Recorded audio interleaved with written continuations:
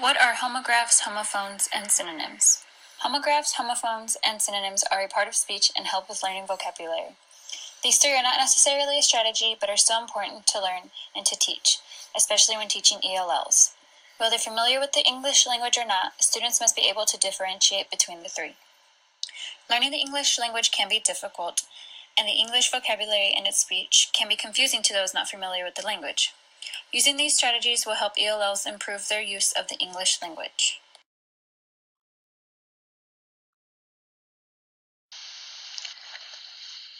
Hi everyone, this is Renee, and I'm going to be talking about homophones.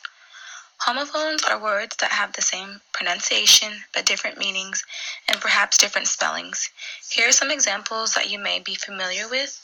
We have there and there, air and air, new and new, and then cord and cord. As you can see, the spellings are different and the meanings are different. So for there, we have the location, and then for there, we have a possessive pronoun. So those are two that I think a lot of people mix up when they are writing or talking, especially writing. They don't know the difference between the two. And then we have new and new. That's also another one that people tend to mix up. So we have new, which means to know someone, and then new as in recent or something that you just purchased that's brand new.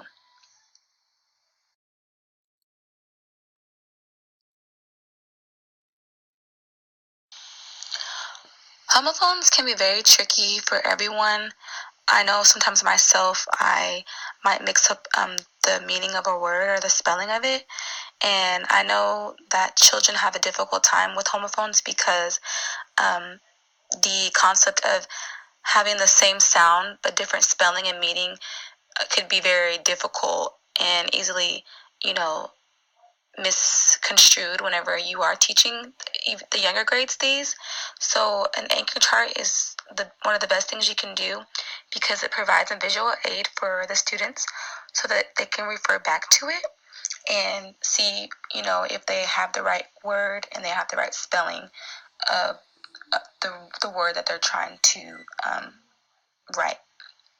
So as you can see, we have write and write. So we have write, which is, you write something with a pencil or pen, and then write as in the correct answer or, the direction right. I guess that could be another one that you could use. And then there's also read and read. So we have the color red, and then we have read as in reading a book.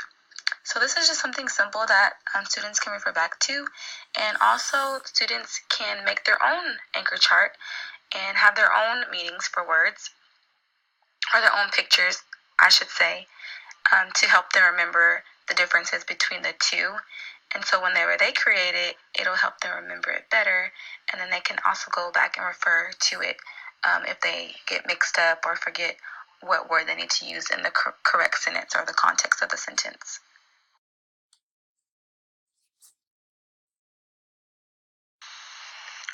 One activity that would be great to incorporate in a lesson would be the Minute to Win It game. So for this game, students are divided into two groups, and one person from each group would race against each other to write down the correct word that is being used in the sentence. So for example, if the teacher told the students, Johnny told his friend that he would meet him over there by the school, the students would then write down the correct word, which would be the spelling THERE for the location there. And they would do this within a matter of a minute, and whoever gets the most correct would win the game. So this gives the students a chance to do something fun. They're excited. They get into it, and whenever you have something that's competitive, the students really enjoy that. So this is just something that would be great for review for the homophones, and something to get them moving and participated and engaged in the lesson.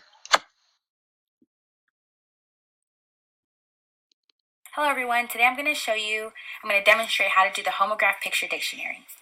So I'm going to start off by writing the word in the middle, bat, And then what you want them to do is draw each type of bat. So the first one I'm going to draw is the winged animal bat.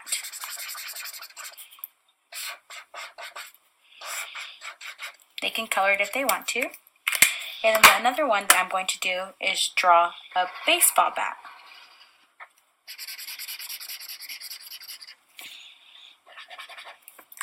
Something like that. You can even have them add a little baseball if they want to. The next word that I'm going to do is nail.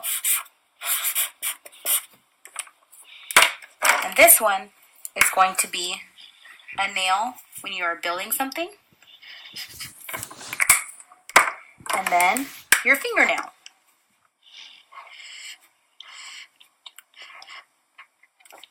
And you can have them draw an arrow to it so they don't forget.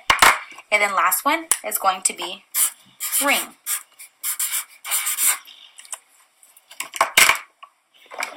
This is going to be a ring that you wear.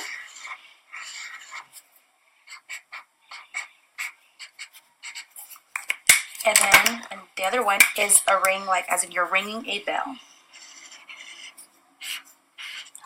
So just have something simple. And that's it. So this one, it has the word and the two types of meaning of that word. Synonyms are words that have the same or similar meanings.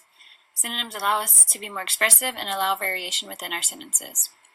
They are important to teach to students because they allow students to be able to use and know different vocabulary words. Our group chose a synonym matching game as a way to teach synonyms to students as well as ELLs. This game is pretty simple and can easily help students learn new words, and it's a good resource to have and use in the classroom because it can be used across all grade levels. For this game, I color-coded the flashcards to make matching the synonyms a little easier. All the students would have to do is choose a yellow or green card and would find the coordinating synonym, which would be in either yellow or green depending on what color they chose for their first card. The students can also